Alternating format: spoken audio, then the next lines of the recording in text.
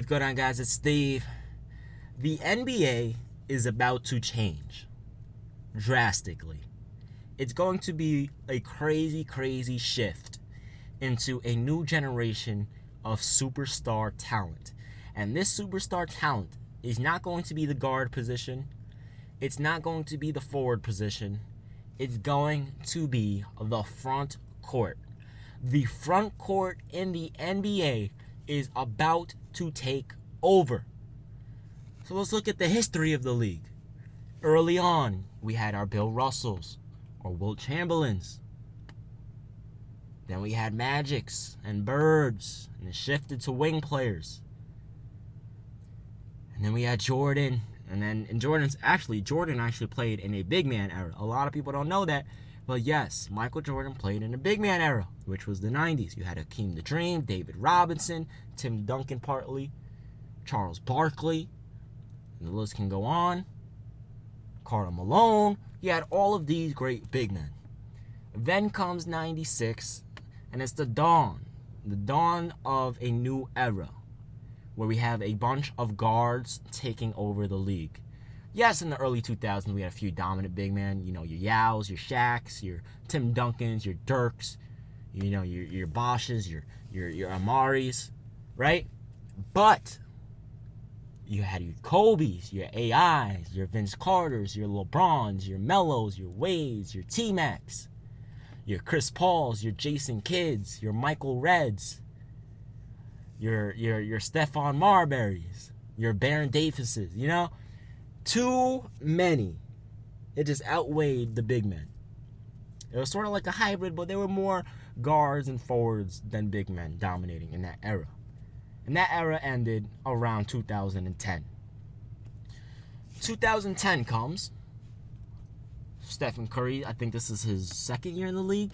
We have Kyrie Irving as well coming in 2011. You know, you have Dame Lillard. I'm not saying they all came in 2010. You know what I'm trying to say. This was the period where you started to see the point guards dominate the era. Because right now, that's what the NBA is. It's a point guard dominated sport right now. Just think about it. We have Damian Lillard. We have Stephen Curry. We have Russell Westbrook. John Wall, who's very underrated. You know, Chris Paul, he's still dominating. You know, we have so many great point guards.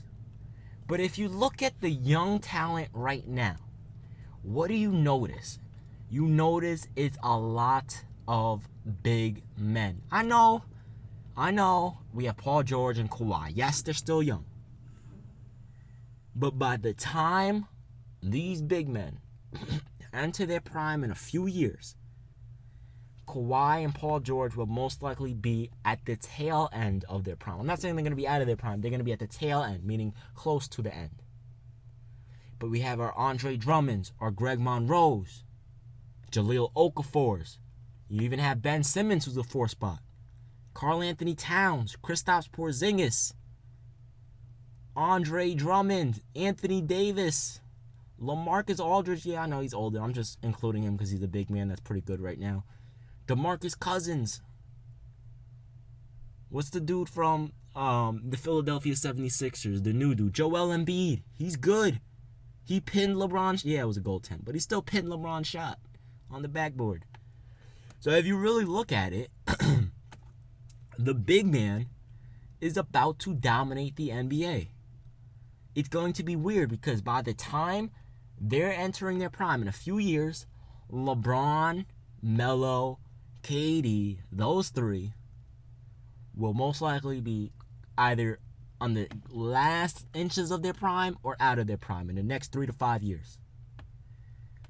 But at the same time, Russell Westbrook will probably be out of his prime because he relies on athleticism. Stephen Curry will probably be out of his prime, and he'll be a catch-and-shoot player because he relies on athleticism to shoot the basketball the way he does. You don't believe me? He takes people off dribble. He uses quickness, his handling ability. When you get older, you can't use all that stuff. He can't run off screens as fast as he used to. He can't be as elusive. So he'll probably be out of his prime in 3 to 5 years. He'll be like a Ray Allen, a catch-and-shoot player. Ray Allen out of his prime because obviously Ray Allen did the same thing pretty much without the MVPs. You know? So there's that. But the big man is going to just take over the NBA, dude. It's going to be crazy. You're going to have, to be honest, I don't even know who's going to be the face of the NBA. I don't.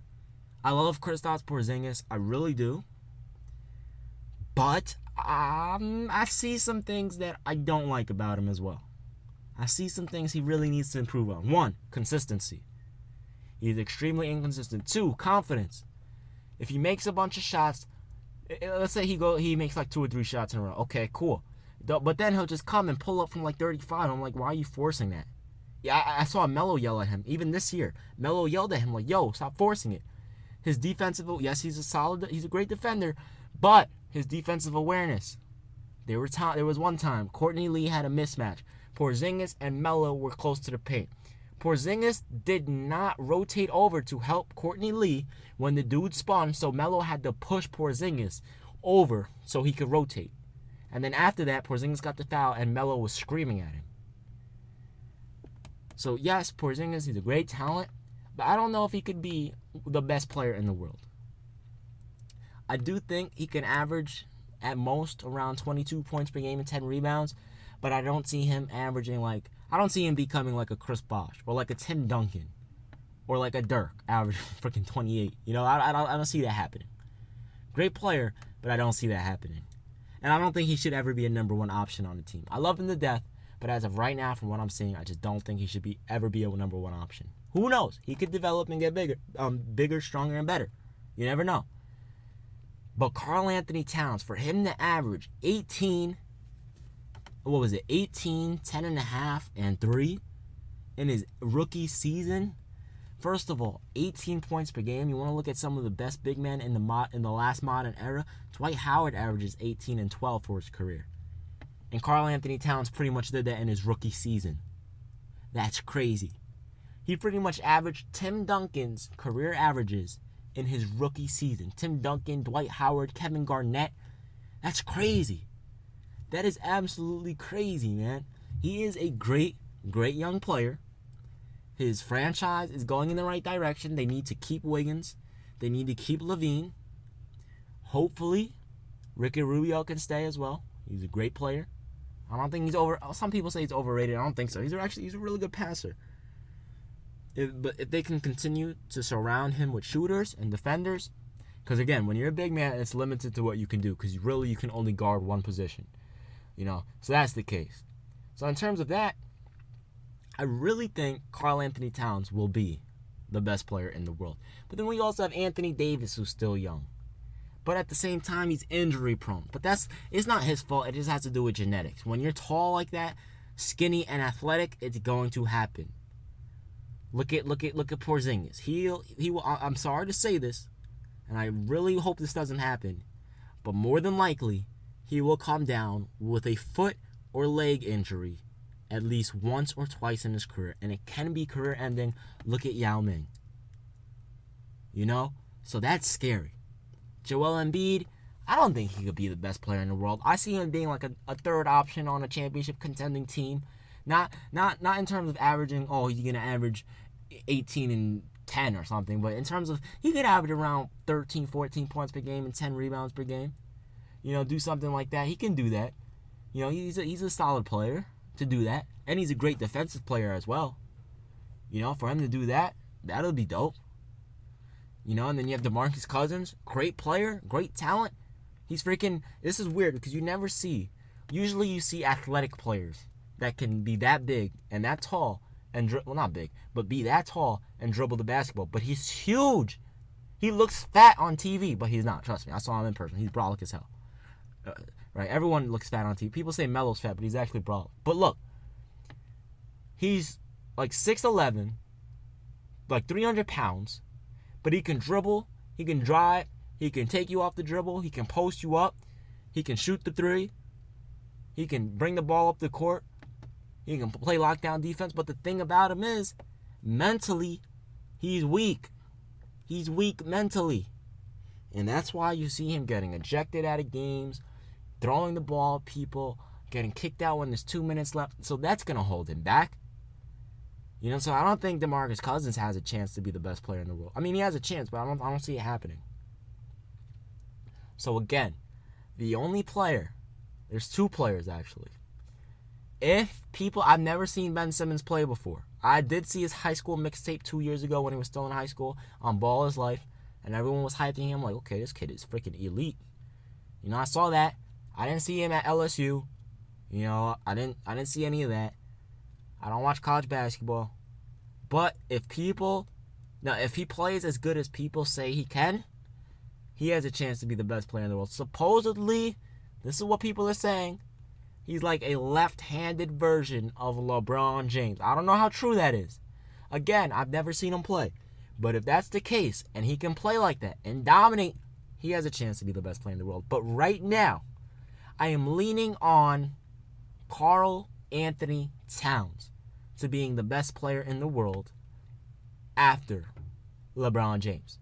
You know, after LeBron stops dominating, which we don't know how long that'll be. Could be 3 years, could be 5 years, could be 20 years. You don't know with this guy. It's like he gets older, but he doesn't age. It's crazy. Anyway, guys, so the NBA is about to change. It always does this. It always goes from point guards to it goes from guards to wings to forwards to big men back to forwards to guards back to wings to forwards to big men. It's crazy the way it works. It's absolutely crazy. You know, so it's weird, but that's what happens, and it's about to happen. And I'm very excited to see if the next person up can carry the NBA the way the 03 draft has, the way the 96 draft has, the way the 84 draft has. Because each one of those drafts carried the NBA for over a decade. They did. LeBron, Melo, Wade, and Bosh carried the NBA for over a decade. And still going on now. Look at LeBron and Melo. Even D. Wade. You know? They may not be as good as they were. Well, excluding LeBron. But still. You know? The 96 draft. Kobe, AI, Timmy. Well, Timmy was really 97. But you understand. That era.